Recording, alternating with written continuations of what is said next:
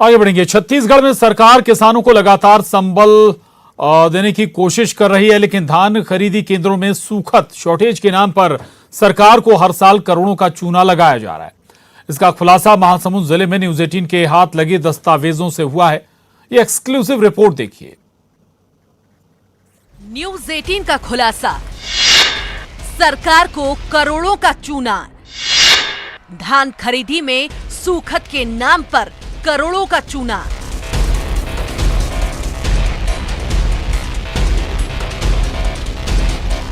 प्रदेश में भूपेश बघेल की सरकार आते ही किसानों की कर्जमाफी के साथ किसानों का धान 2500 रुपए क्विंटल में खरीदा जा रहा है। राजीव गांधी किसान न्याय योजना के तहत बोनस देकर किसानों को राहत देने का काम किया जा रहा है, लेकिन महासमुंद जिले में इन्हीं किसानों की आड़ में धान खरीदी केंद्रों के प्रभारियों के द्वारा सरकार को करोड़ों रुपए का चूना लगाया जा रहा है। अकेले महासमुंद जिले में साल 2020-21 में धान खरीदी में सूखत के नाम पर 1,83,248 क्विंटल यानी 45,81,20,000 रुपए का चूना सरकार को लगाया गया है।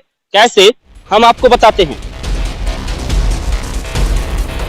प्रदेश में सत्ता परिवर्तन होते ही कांग्रेस की भूपेश सरकार ने किसानों से 2500 रुपए के समर्थन मूल्य पर धान खरीदी की शुरुआत की, जिससे किसानों को एक बड़ी राहत मिली है। महासमुंद जिले में इसी समर्थन मूल्य की आड़ में धान खरीदी केंद्रों के प्रभारी सरकार को करोड़ों का चूना लगा रहे हैं और सूखत के नाम पर बोगस खरीदी कर रहे हैं। कैसे हुआ ये घोटाला, आपको बताते हैं। 2020-21 में महासमुंद जिले के 138 धान खरीदी केंद्रों का मामला। 1,59,238 किसानों ने कराया पंजीयन। 1,36,430 किसानों ने समर्थन मूल्य पर बेचा अपना धान। जिले में करीब 75,09,000 क्विंटल धान की खरीदी। 138 धान खरीदी केंद्रों में शून्य से लेकर 26.19% का शॉर्टेज दर्शाया। 2,35,911.92 क्विंटल धान का शॉर्टेज दिखाया। इस शॉर्टेज से सरकार को 58,97,89,800 रुपए का नुकसान। सूखत की राशि माफ करने और अन्य मांगों को लेकर सेवा सहकारी कर्मचारी संघ ने की हड़ताल। 15 दिनों की हड़ताल के बाद सरकार ने सूखत की 3% राशि माफ करने की घोषणा। घोषणा के बाद 40 धान खरीदी केंद्रों में 1,83,248 क्विंटल का शॉर्टेज बताया। सरकार को 45,81,20,000 रुपए का चूना लगाया। इसकी राशि की ना तो वसूली हुई और ना ही FIR दर्ज हुई। न्यूज 18 के इस खुलासे के बाद कलेक्टर से जब जानकारी ली गई तो उन्हें भी इस घोटाले की जानकारी नहीं थी और अब कलेक्टर ने संबंधित समितियों के खिलाफ FIR की बात की है।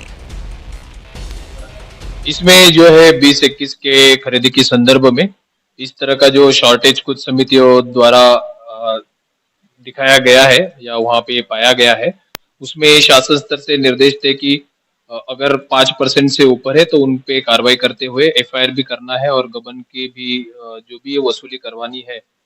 इसमें क्योंकि बीच में पिछला सीजन भी चल रहा था, थोड़ा व्यस्तता के कारण कुछ जगह पे कार्रवाई नहीं हुई थी, लेकिन इसका जो नोडल डिपार्टमेंट है हमारा कोऑपरेटिव विभाग और DRCS, ये आपके द्वारा हमारे फिर संज्ञान में आया है। तो जो भी 20-21 की इस तरह की जो बहुत ज्यादा शॉर्टेज जिस तरह पे दिखा है उन पे विधि संगत कार्रवाई करते हुए FIR भी करवा देंगे।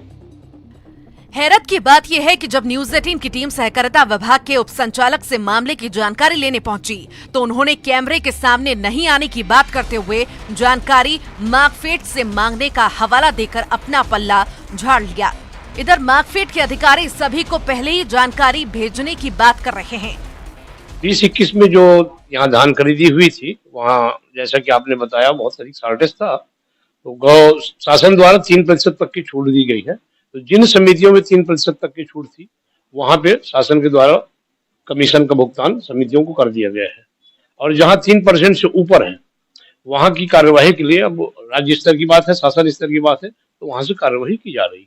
सूखत के नाम पर सरकार को 45 करोड़ से अधिक का चूना लगाने के इस मामले का न्यूज 18 में खुलासा के बाद अब सिस्टम में आवाज आई है। न्यूज 18 के इस खुलासे को महासमुंद कलेक्टर ने संज्ञान में लिया है और वसूली के साथ ही दोषियों पर कार्रवाई करने की बात कही है। लेकिन क्या इससे पहले किसी की जिम्मेदारी नहीं बनती थी? जबकि 1% सुखत आने पर संबंधित प्रभारी को कारण बताओ नोटिस, 2% सुखत आने पर विभागीय जांच, 3% सुखत आने पर सस्पेंड की कार्रवाई और 4 से अधिक प्रतिशत सुखत आने पर FIR दर्ज करने के निर्देश हैं। बावजूद इसके जिले में साल 2020-21 में 26% तक सुखत दिखाकर बोगस खरीदी करने वालों पर अब तक कोई कार्रवाई नहीं करना विभागीय अधिकारियों की कार्यशैली पर सवाल खड़ा करता है। मनोहर सिंह राजपूत, न्यूज 18, महासमुंद, छत्तीसगढ़। और महासमुंद से खुद मनोहर सिंह हमारे साथ जुड़ रहे हैं और जानकारी के साथ। मनोहर, इतना बड़ा घोटाला और जाहिर है कि करोड़ों अरबों का ये खेल इन मंडियों में हो गया, लेकिन एक बात क्लियर है, साफ है कि बगैर मंडी के पदाधिकारियों और बड़े अफसरों की सहमति से या मिलीभगत के इतनी बड़ी गड़बड़ी करना संभव नहीं है। पॉइंटेड हुए क्या लोग? जी बिल्कुल प्रशांत, एक तरह से देखा जाए तो जिस तरह से सरकार को करोड़ों का चूना लगाया गया है, ये किसी एक व्यक्ति का खेल नहीं है, इसमें पूरा सिस्टम मिला हुआ है। महासमुंद जिले में साल 2020-21 में जो खरीदी हुई, उससे अंदाजा लगाया जा सकता है कि किस तरह सरकार को चूना लगाकर ये शॉर्टेज का खेल खेला जा रहा है। हालांकि महासमुंद जिला प्रशासन अब न्यूज 18 के हाथ लगे इन दस्तावेजों को देखने के बाद ये बोल रही है कि हमारे पास इसकी जानकारी नहीं थी। हैरत की बात यह है कि जब दाम खरीदी पूरी हो जाती है और जब शॉर्टेज का मिलान किया जाता है, उस समय ही आकलन और ये रिपोर्ट सभी विभागों में भेज दिया जाता है, चाहे वो उच्च अधिकारी हो, मार्कफेड हो, जिला विपणन संघ हो, सहकारी बैंक हो, यहाँ तक समितियों को भी इसकी एक कॉपी दी जाती है। लेकिन एक साल बीतने के बाद साल 2020-21 में एक साल खरीदी की गई, 20-21 के बाद 21-22 में खरीदी की गई, पूरा एक साल बीत जाने के बाद भी इस रिपोर्ट पर कोई कार्रवाई नहीं की गई। जब कलेक्टर के हाथ ये दस्तावेज लगे, उन्होंने जो सहकारिता विभाग के अधिकारियों से इसकी जानकारी लेने और इस पर जो है वसूली और FIR करवाने के निर्देश दिए हैं। बहरहाल देखना ये होगा कि जिस तरह से अभी तक सिस्टम सोया हुआ था और न्यूज 18 के सवाल पर जाहिर है कि जांच के बाद तस्वीर जरूर साफ हो जाए कि आखिर लूपहोल्स कहां थे, कहां इतनी बड़े स्तर पर